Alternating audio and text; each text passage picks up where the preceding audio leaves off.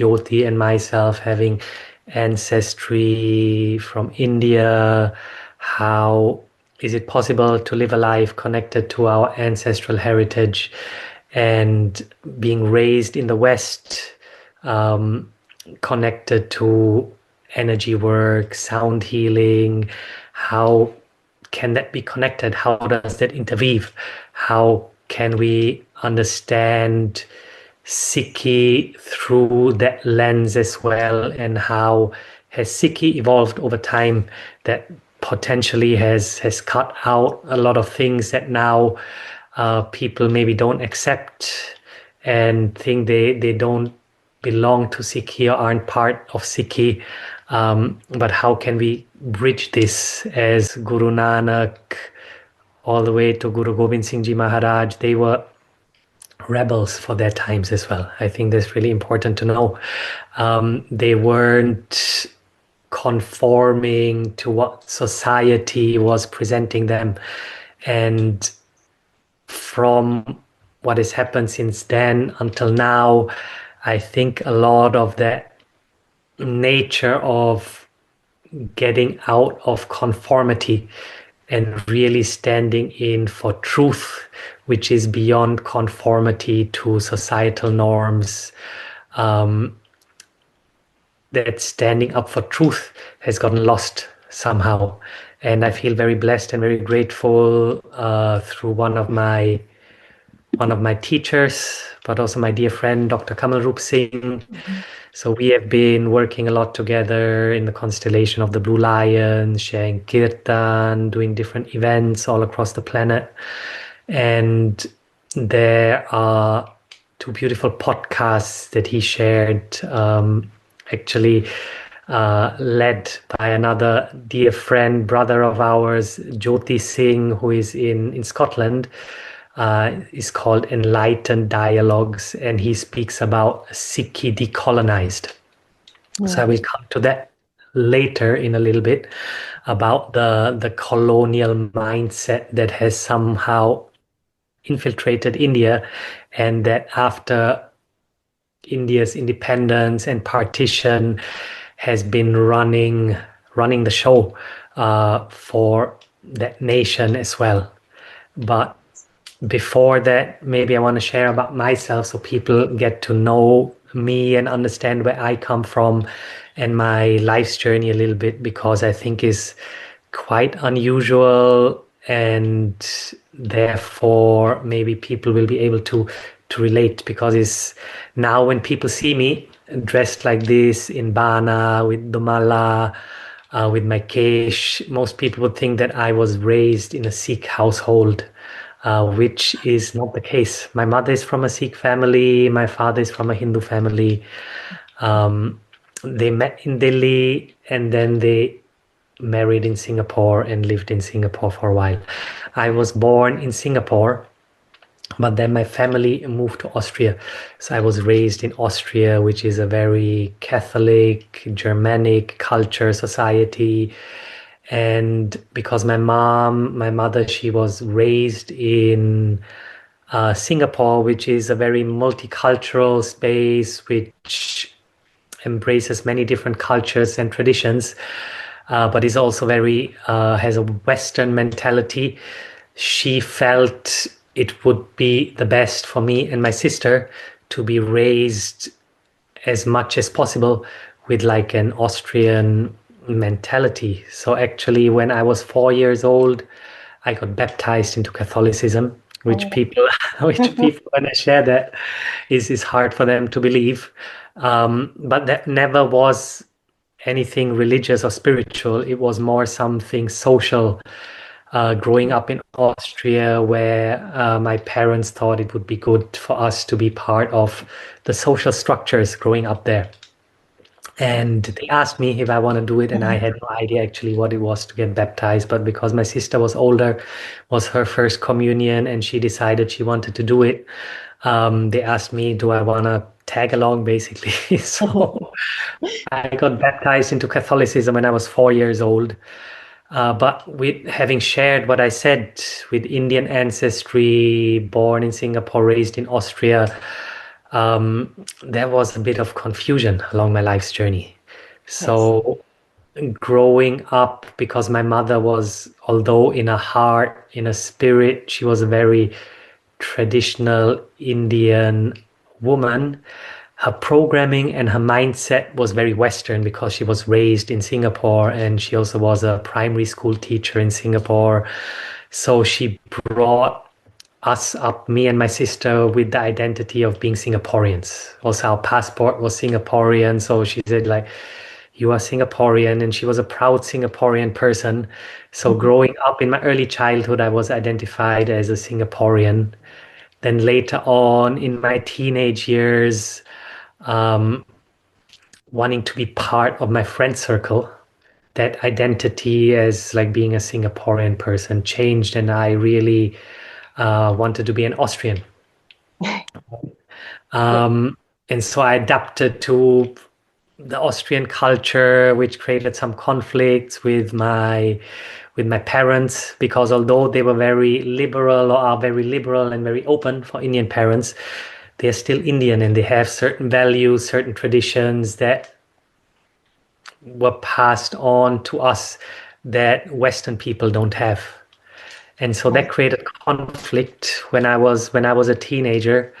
Um, but I really learned to value these principles and to value these ideologies related to family and honoring the elders and seva, selfless service. I learned to honor them later on along my journey. That was like my teenage years of rebellion. But then in my late teens, through some experiences, Mhm. um, somehow I felt a strong pull to my Indian heritage. So there were certain experiences that I had, mainly meeting people that had traveled to India and found their gurus in India. They spoke to me about Indian spirituality, and I saw India in a light that I hadn't seen it before. And from that moment on, through those experiences, I felt, oh, I need to go to India and find my guru. Wow. So when I went to my parents and told them when I was 19, oh, I want to go to India and find my guru and live in an ashram, they got a bit upset because their ideas were, oh, we came from India, what was called a developing country. In the 80s, it was called a third world country. We came to like a first world country and here came here to offer you a better life, and now you, our son, want to go back to India and go to these old ways that are not the ways of progression into the future. So that again created some conflicts, Hmm. but and a lot of like initiations that happened during that time as well. So somehow life's destiny made me meet an Austrian person that had spent a lot of time in India with the sadhus in different traditions. And I asked him if he would become my guru and initiate me. And so he asked his guru, my Param Gurudev, at that point, if he could take on students, chelas. And so I became his first student. And it was a Bhakti Yoga lineage, a Vaishnava tradition, devotional yoga, and it really answered fundamental foundational questions for me along my life's journey. And the main one was about living in devotion, the concept of bhakti, to live your life not for your own benefit, for your own pleasures, but offer one's life to the greater good of all, to the divine. That was what my teacher said. I remember, don't live your life for yourself, just offer it to Krishna. It's very simple. And that is still the foundation of my path, of my journey, to offer my life to WAHEGURU, to know that I am just yet a tiny fractal of that divine consciousness. And how would I know what is the best for me, what is the best for the ones that I love, what is the best for humanity. But that divine consciousness, if we can relate to that and devote ourselves to that, that divine consciousness will guide you. And so that journey started with meditation practices, with pranayam, with different pujas as well that I was practicing at that time.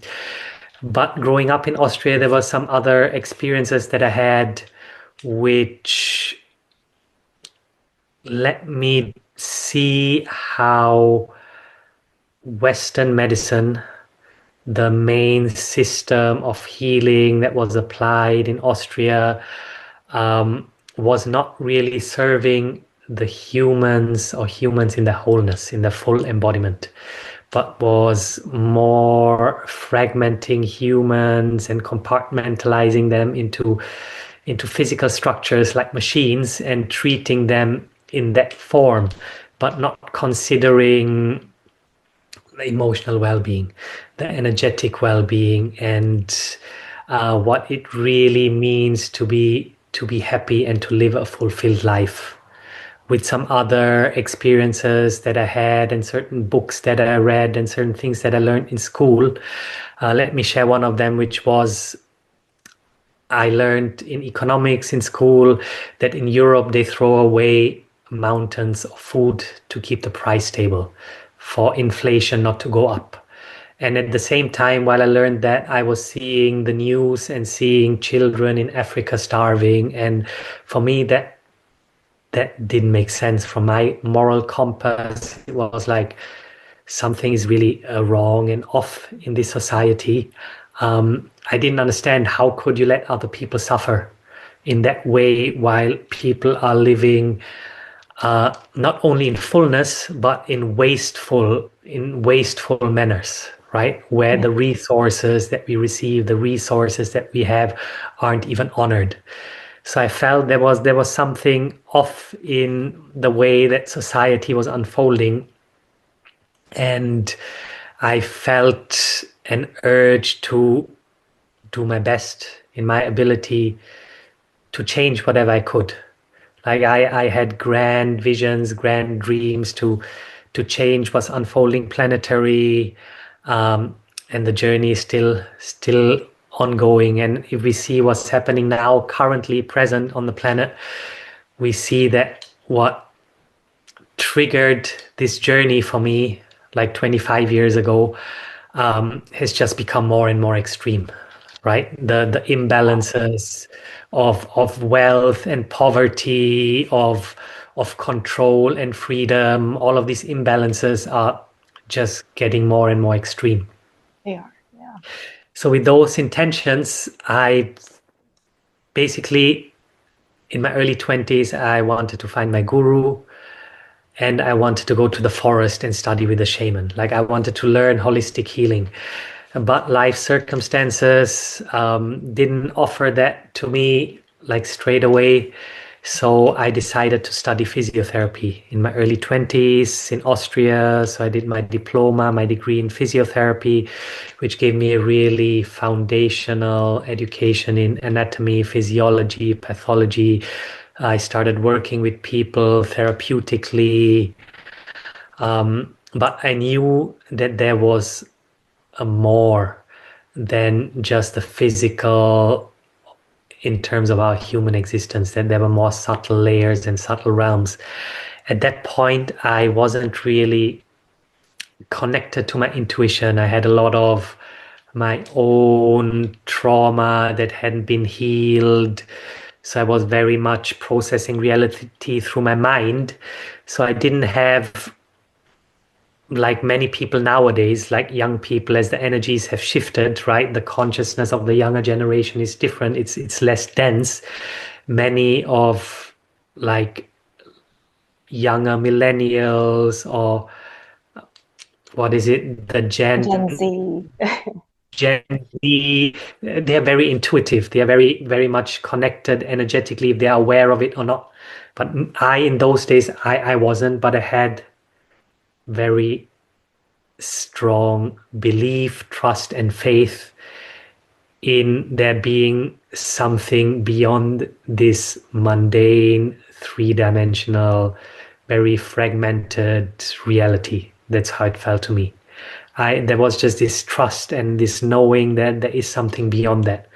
And so along the journey after physiotherapy, I did other studies of craniosacral work, which is right on the edge between body work and energy work. Then I studied theta healing. I left Austria 2011 and moved to Bali. That's when I studied breath work, when I started working with sound energetically. And that's also when I started connecting to indigenous cultures, indigenous tribal wisdom, and indigenous ceremonies as well. And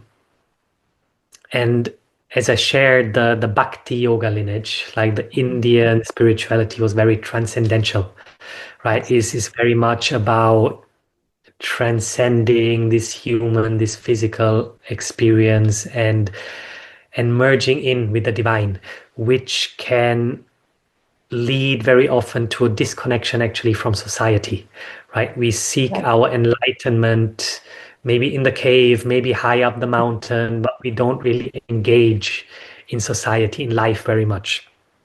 And then the indigenous cultures and the indigenous wisdom that I immersed myself in, from North, Central to South America to Australia as well, in the Philippines, but also connected to some of the indigenous wisdom that was here in Europe before Christianity came in, is like the other end of the spectrum.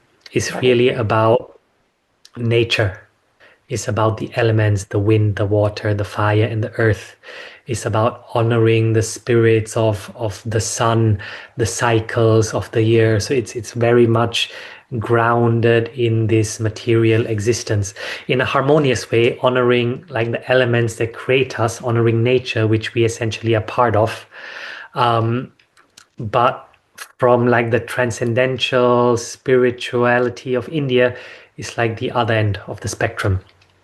And I immersed myself in that very deeply. After being based in Bali, I traveled all across the world. Life spun me on a whirlwind tour, and it was a very spirit guided journey where life guided me to visit specific sacred sites, specific power places like Uluru or Ayers Rock in Australia, the Sacred Valley in Peru, the pyramids in Egypt, and all of that got initiated in Bali, which is also a very powerful transformational place with where a lot of energy lines, ley lines intersect. So during that time, I learned how we as humans, we have our chakra system and our energy lines, the nadis that connect the chakras. So does the earth have energy centers, chakras, and energy lines. Like what is stored in our physical and energetic embodiment in a similar way, like through like a fractal reality, right? And that is going to bridge into Sikhi and the first concept of Guru Nanak, oneness, ik, how that consciousness is also stored within the earth, within the land masses of the earth. And the earth also has these energy lines that communicate through vibration and energy. The indigenous in Australia call the energy lines of the planet song lines, because they know that energy travels through sound, vibration, and frequency. And very often these song lines or these power places are related to the water flow within the earth, underground water flow, because water channelizes energy in an amplified way compared to other geological structures. Or if there's more quartz crystal or other crystals within the earth, those like veins of the earth, crystal veins, they create the energy lines of the planet. So I learned somehow to tap into this relationship of the geography of the planet and how that geography relates to our personal life experience. And somehow it is also related to my journey, right? With Indian heritage, born in Singapore, raised in Austria. My quest was understanding who am I? Who have I come here to be? And all of these places from India, which is my DNA, which is my blood, which is my ancestry, which is my heritage, to Singapore, which is the birthplace, the place where I took my first breath, right? There's the astrology that brought me into this world is connected to that place of Singapore, to Austria, which is the place of my socialization, of my education. So a lot of like templates that I received from there, ways of thinking, ways of processing consciousness. I learned to understand how that is all part of my of my karma, right? Nothing happens in this creation for no reason. Everything is infinitely, intricately, precisely designed by the divine, by WAHEGURU. And I learned to understand that because somehow I'm Indian, like I'm very Indian, but at the same time, I'm not Indian as well. I'm very Austrian, but I'm not Austrian as well. I'm Singaporean and I'm not Singaporean as well. And that is what Guru Nanak describes when he says, Ne Hindu, ne Musliman. There's no Hindu, there's no Musliman, there's just one humanity. So all these identifications of nationalities, of religions, of gender, of caste, they can be wiped away in that awareness of divine consciousness, in that awareness of Ik, us all being one, embedded in this unity consciousness. So that's what I learned by traveling along the planet and in different places. I remembered past lives. I remembered my past lives as a Mayan in Central America, in Mexico. And I remembered my past lives as an indigenous in Australia when I was there.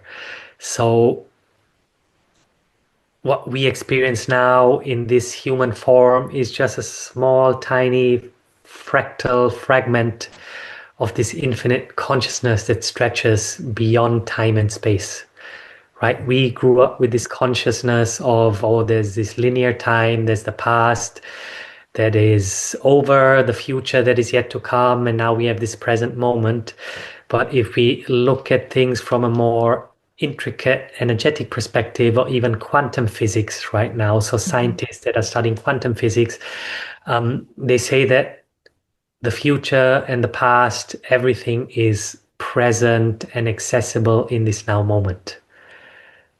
And that connection to the energy lines, the grid lines of the planet, the geography of the planet, working with sound, vibration, and frequency was a bridge for me to connect to that concept of oneness, or to understand that concept of oneness. But beyond understanding it with a mental or through mental capacity, it's more about embodying that concept of oneness.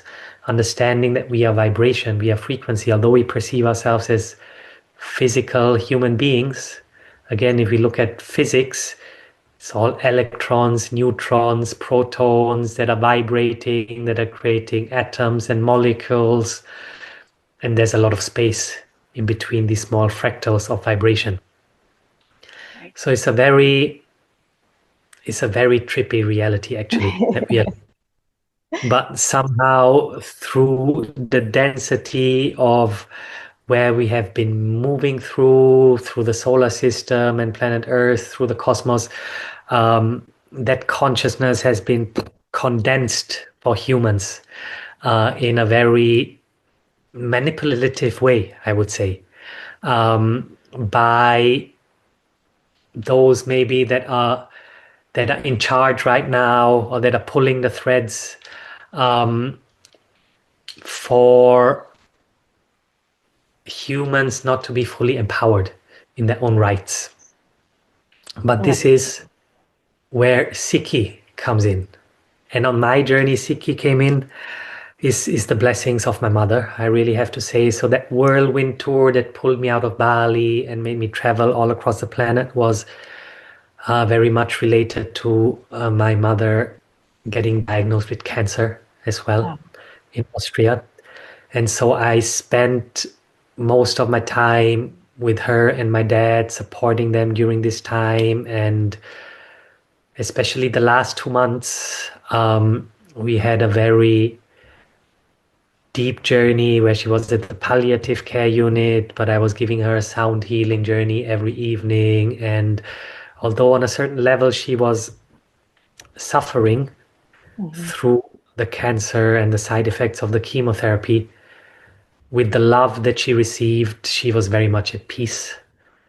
And is coming up now to 10 years ago that she passed away.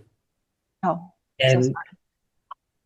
thank you, is all part of this divine unfolding life and death. And if we look at the Shahid Singhs and the sacrifices that some of the Sikh gurus and their families gave, we see how, yeah, how life and death is all one, is not separate. Um, so until that time, I had very much connected to my Hindu heritage, but I hadn't really connected to my Sikh heritage. But after my mother passed, that was when slowly that Sikh ancestry started knocking at my door. And how I describe it now is like these ancestral contracts that Mm. started unfolding, right? When an elder leaves their physical incarnation, it's like the whole family tree shifts. It's Yes. like if you know the game of Tetris, it's Mhm. like something disappears and a whole new template that settles in. So summer after my mom passed, Sikhi slowly started coming into my life initially through mantras that I was listening to, not even comprehending. Oh, that's part of my ancestry. But then after that whirlwind tour from Bali, somehow life brought me to the UK, to Glastonbury, which many Mm. people know as the heart chakra of the planet, the ancient Isle of Avalon. And there was a strong pull to these lands after being based in Bali. I felt I would love to live in a warmer environment, but somehow there's again, I speak about karma. Mhm. It was the karma of this land here that really kept and held me here. And here in Glastonbury, Avalon, those templates of King Arthur, the Knights of the Round Table, Excalibur, the Sword of Truth, they are very, very present and very alive. And so initially, when I got here, I immersed myself in those layers of remembrance because they were also layers of my, yeah, past lives where a lot of memories were coming up. Amazing. And by being here in the UK as well, I started learning, not learning, I started understanding, okay, there's this connection of colonialism with the British Empire and India, which has shaped my life, my parents' life, my grandparents' lives. And so there is this karmic reason why I'm here on these lands right now. There's a lot for me to learn, to receive. So a lot of karmic and ancestral healing started happening here. And very much blessed by meeting Dr. Kamal Rup Singh. I will have to say that. As I shared, he's like my teacher, but also like my brother and my friend. And he has his doctorate in Sikh mythology. And so with the conversations that we had, I started understanding a lot of who I was, who I've come here to be. Uh, the DNA of my ancestors, of my Sikh ancestors. And I feel all of this is part of my mother's and my ancestral blessings because of the time that I was able to spend with her during, yeah, during her time of cancer and a Yeah. suffering, and how I could do a little bit to help and support. Yeah. And I learned to understand how the templates of the Knights of the Round Table, King Arthur, Excalibur, the Sword of Truth, and the Khalsa, right, Yeah. which Guru Gobind Singh Ji Maharaj initiated, they are the same principles. It's about truth, devoting yourself to truth and honor, to divine truth, to being in service of freedom, of sovereignty.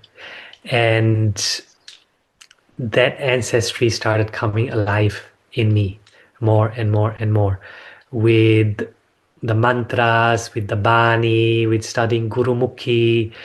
And as I shared before as well, the Indian or the Hindu spirituality is very transcendental.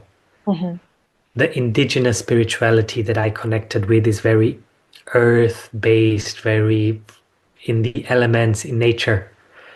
And what Sikhi brought to me was exactly the bridge between those two.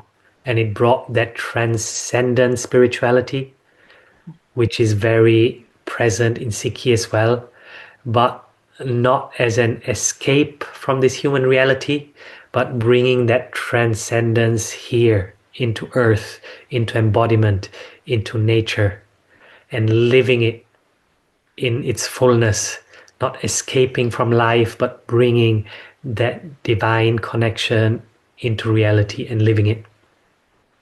And so that's how I've ended up here, and I'm still here in the UK, deepening my practice with Sikhi. But again, it is what we do maybe can be seen as controversial from the perspective of people that follow mainstream Sikhi. Because like India was colonized and the Hindu dharam and the ways of thinking were colonized in the same way Sikhi was colonized. Because Sikhi is about empowerment and sovereignty and freedom for everyone. Yeah, not just for those that are ruling, for those that are leading, but everyone should be in the fullest expression of their own humanness in connection with divinity. But colonial forces or those that are leading or ruling right now, also religions, other religions, they don't want empowered people. Is a very different way of thinking and a mindset which is more about control, right? Sikhi in itself, that's why I say Sikhi. I don't say Sikhism because it's not a religion. In its foundational principle is not a religion, it is beyond religion. It is about oneness, right? Guru Nanak wanted a Muslim to be a good Muslim. He would want a Christian to be a good Christian. It's not about anybody turning towards Sikhi. It's about being a good human and following whichever path you choose or whichever path has been given to you, following that with truth, with righteousness, with honor, and with thinking about others, with compassion, feeling compassion and being in service for something greater that is beyond you. So that is what Sikhi is about. It's about learning through the teachings of the gurus and learning through the Bani, these beautiful utterances. And there's so much more that I could share on that. Maybe we'll come to that in a little bit. But again, to the colonialization of Sikhi, nowadays people in the Gurdwaras, they see Guru Granth Sahib Ji as their guru, which is phenomenal. The wisdom and the knowledge in Guru Granth Sahib Ji is phenomenal. But Guru Gobind Singh Ji Maharaj, he composed two other scriptures as well, which are the Dasam Granth Sahib Ji and the Sri Sarblo Granth Sahib Ji. And these two scriptures, they relate to the divine feminine, and they are about that empowerment. And so through colonial influences, if you watch those YouTube videos, um, enlightening dialogues, maybe we can send a link in the comments. You can hear all of the references to all of the literature. I am not that well versed as my teacher, Kamarup Singh, but how the colonial influence is very intelligent, how it worked and how it, through bribing people to giving people advantages, slowly over the years, these two scriptures were removed from Sikhi because they were about empowerment. And the colonizers didn't want the Sikhs to be empowered. They wanted them to be obedient servants to the colonial empire. And Sikhs are very, very faithful to their rulers, and that's what they did. But fortunately, the Nahang Singhs, which again are controversial for many mainstream Sikh people, they continued relating to these scriptures, honoring these scriptures, and devoting and dedicating their journeys to these scriptures. And now, if we see in Punjab, in Canada, in the US, in the UK, there is a resurgence of the Nahang Singh order, but also the wisdom that comes through those scriptures, which is again the Sri Dasam Granth Sahib Ji, which is about a tantric way of life, right? That divine feminine which gives us richness in this life, and the Sri Sarblo Granth Sahib Ji, which is about the luminescence of the goddess, which gives us abundance and true fulfillment. So these scriptures are really essential in the truth of Sikhi. The Sri Guru Granth Sahib Ji is about that oneness, is about WAHEGURU and merging into that oneness, becoming one with that. But the other two scriptures is about how do we honor that energy and bring it here into life, into manifestation, not for ourselves, not to become wealthy and rich, but for the greater good of all. How do we use it to conquer evil, basically? Right. And so I feel very blessed about this journey and about this path and how it has really helped me to step into my energy, my empowerment, and allowed me to be more of service to other people in my healing work, in holding space for other people. And it's phenomenal with Gurumukhi and the scriptures and the Bani that have been shared as I studied before many different energetic modalities, also sound healing, immerse myself into indigenous cultures.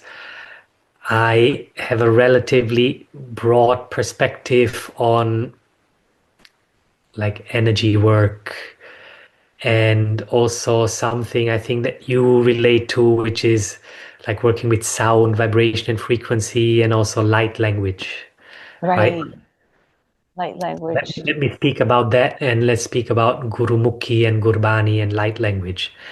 Right. So I learned in my work with sound, vibration, and frequency as like the language of creation, as a modality to facilitate healing, harmonization, clear fragmentations, helping people to transmute energies, because everything is a reflection of vibration and frequency, as I shared and explained before, right? So working with sound in specific ways can really help us to harmonize our well-being, our energetic, our physical embodiment. And we are seeing more and more frequency devices are being created that are able to help people and alleviate people from suffering and physical illness. So beyond sound, I also learned about language, right? So we have different languages. I grew up with German, that was the schooling, but at home we spoke like Singapore English mixed with some Hindi. mixed with some Malaysian words. So it was a whole family language of its own. I studied Italian. I learned Spanish as well. Hindi, I can speak, not fluently. If I spend more time in India, it becomes fluent. Punjabi, I can understand, but could be much better. So I learned as well that language is not only a means of communication where we can understand each other through mental comprehension of what we say, but language is also a reflection of culture, of society, and of consciousness. Let me give you an example like German.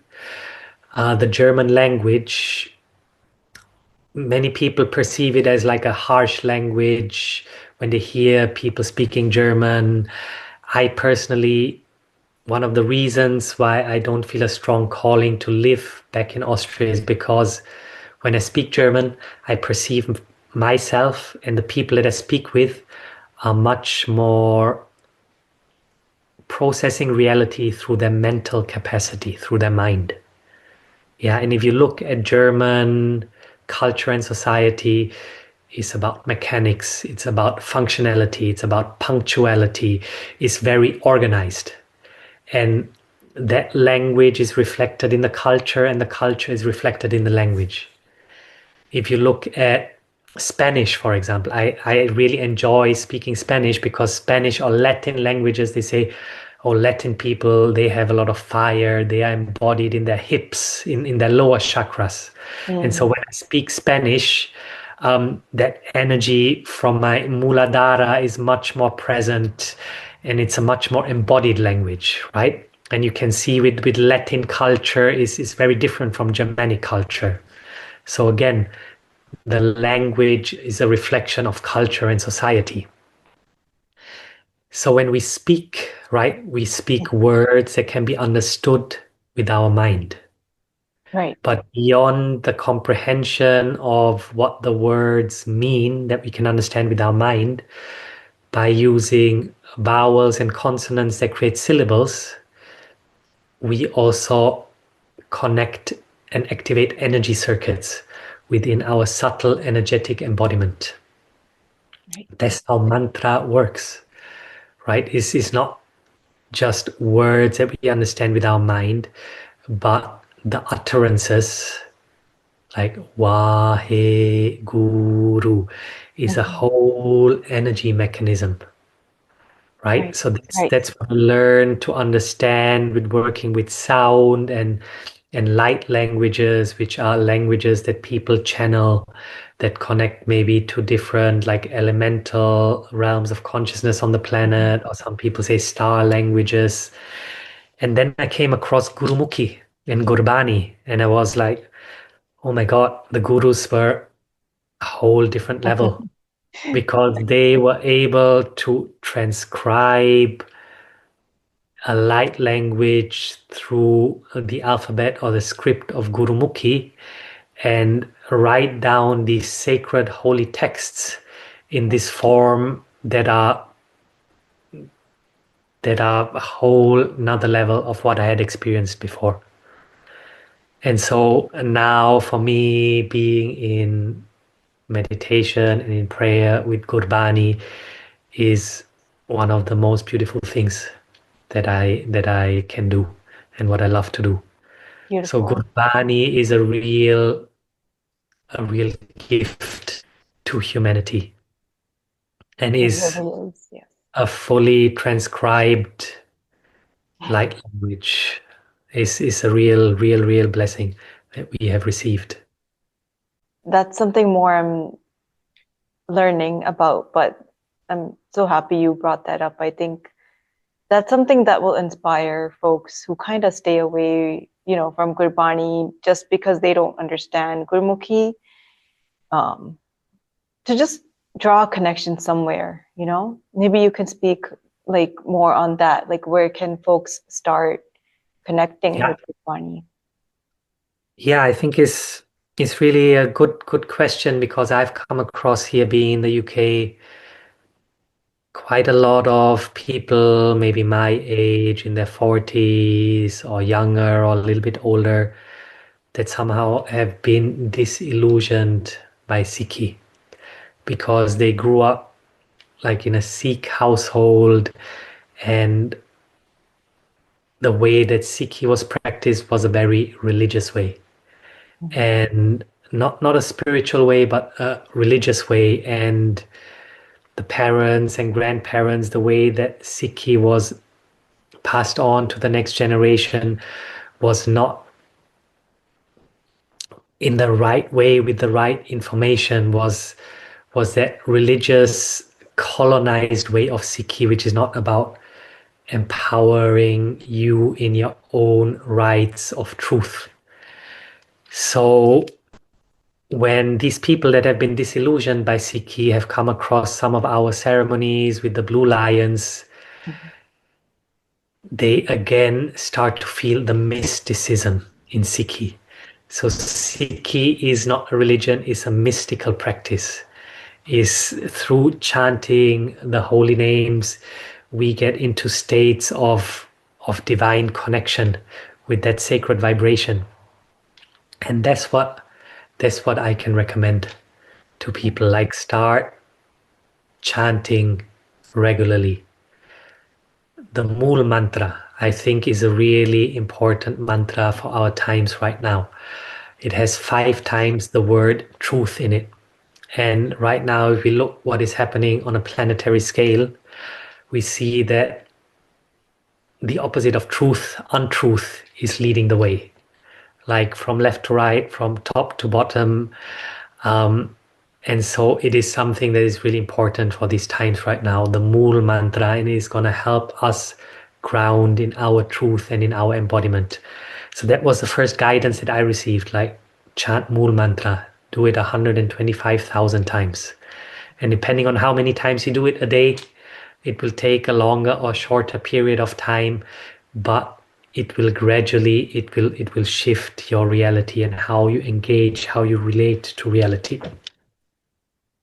Besides the Mool mantra, I am studying my nickname now, my Panchbaniya. But that really depends on how deep you feel you want to go. Right. WAHEGURU. Like that is something that you can be in resonance 24/7, ideally, with Right. every breath. But again, it's a practice of focus, and practicing it. And the more you practice it, the more it becomes an innate vibration that is resonating and traveling with you. What we have been practicing here with the Blue Lions, which is also something I think that is important for this time, is a Bani from Dasam Granth Sahib Ji, which is called the Brahmkavach, Right. which is about protection, but it's a very strong, has a lot of Shakti in this Bani.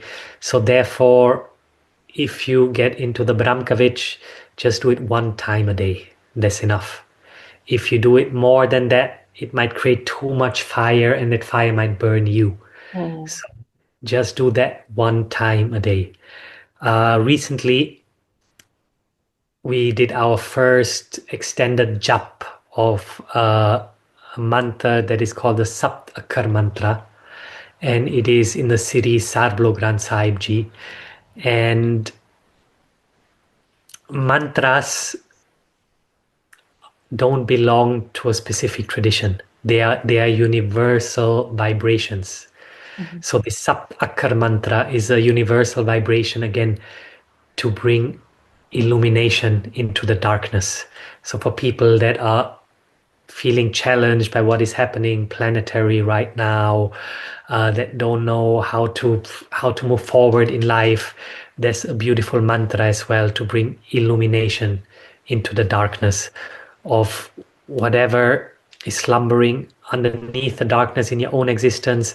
But for us and for me, these utterances of mantras are always also in devotion and in service to the greater good of all. Because yeah, it feels like we are in an energetic warfare. It's not only physical warfare happening on this planet right now, but there's an energetic warfare on consciousness. And so these vibrations of these mantras or banya, they can really help us to be elevated and find strength and find centeredness and find groundedness and embodiment during these times right now.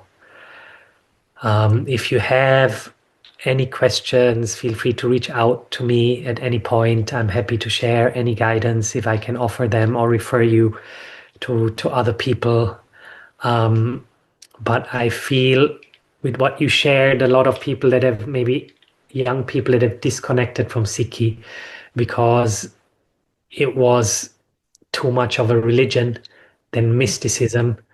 Uh, I would guide you to go back into the mystical aspects of Sikhi and not where it is about being more holy or more saintly than someone else, where it's more about being real in life.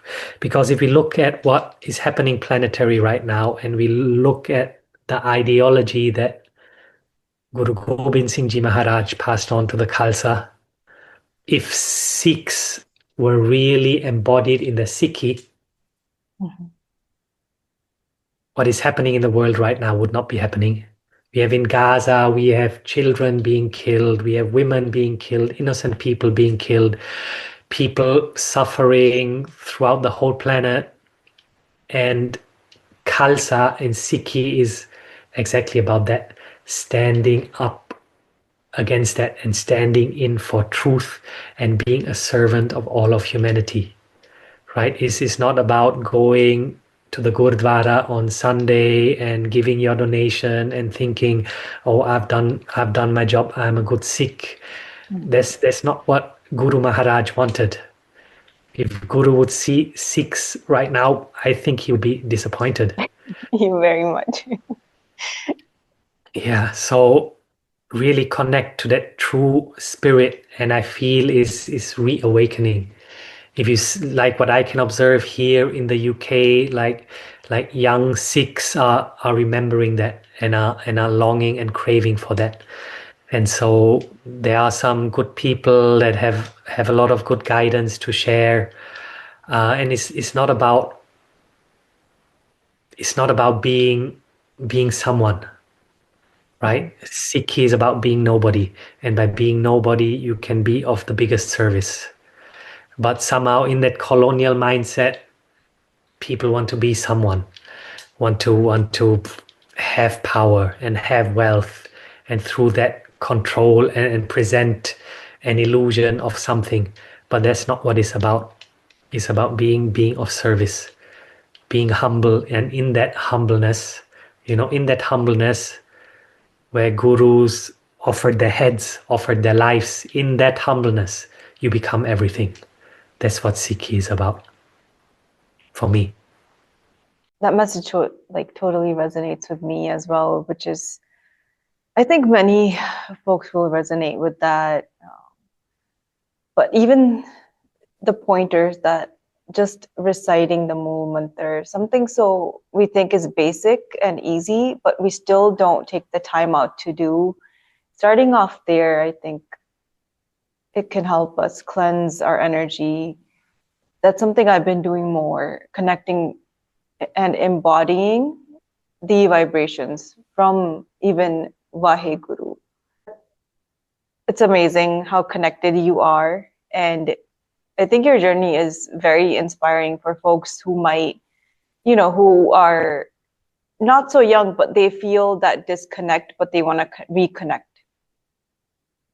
Yeah, And it's rippling here. Like as I shared, just over the last year, there have been some Sikh men and women that have found a reconnection to their heritage after having disengaged and been disillusioned by it and with it. And maybe one more thing that I want to share, because we speak about like energy healing, the divine masculine, the divine feminine within us, in our presence. I think doing your inner healing work along this journey is really important as well. And recognizing where we have unconscious ways of navigating in life where we hold trauma within. It is part of it to really learn to embody that truth, because we can think, oh, we go to the Gurdwara and we do our seva and we chant Waheguru, but what happens outside of the Gurdwara? Are we a nice person to our neighbors or to our children? Or is there a lot of anger that we are holding? Is there resentment that we are holding? Is there trauma that we are holding? So it's important to really look yourself into the mirror. And that takes courage to do your own self-healing journey, but it is really also essential and a big part of embodying your truth. And Gurbani, the Mool Mantra, Waheguru, they are tools to support that in many magnificent ways. Because if you chant the Mool Mantra for an extended period of time, those subconscious layers will be brought to the surface anyway, and you won't be able to avoid looking at them, because that's the power of the Mool Mantra. Amazing. Yeah, I think that's a great summary of what you shared, and I hope we can do this again and go dive deeper into like the elements and how Sikhi ties in with the elements. But any last messages and how people can connect with you? Shamir Singh.c on Instagram. I think that's the best and the easiest way. Get in touch with me. Last messages. There's a lot going on in the world right now. It's very tumultuous. It feels like there are not many like perspectives on how to live a good and a healthy life anchored in truth. But at the same time, Aad Sach, Jugad Sach, Hai Bhi Sach, Nanak Ho Se Bhi Sach. Truth, divine truth is the highest authority, and there's nothing beyond that. And we gotta keep believing in that and trusting that and knowing that that divine truth will conquer every untruth. And so there's nothing beyond that divine truth. And so feeling that divine truth, aligning yourself with that divine truth, trusting that divine truth, and then that divine truth will become a vibration that will clear and purify the untruths that are rippling through the planet right now. Taking that in, that emphasis on that becoming the vibration, right? Clearing our own channel to embody, and then that's the only way like it's going to be shared and vibrate from us as well. Well, I think for now this is a really good start, and I hope we can do this again. It's been my honor and my pleasure. Yeah, thank you as well for following your path, dedicating and devoting yourself to your truth, and these explorations of consciousness is important work that you're doing. So it's been an honor and a pleasure to be able to share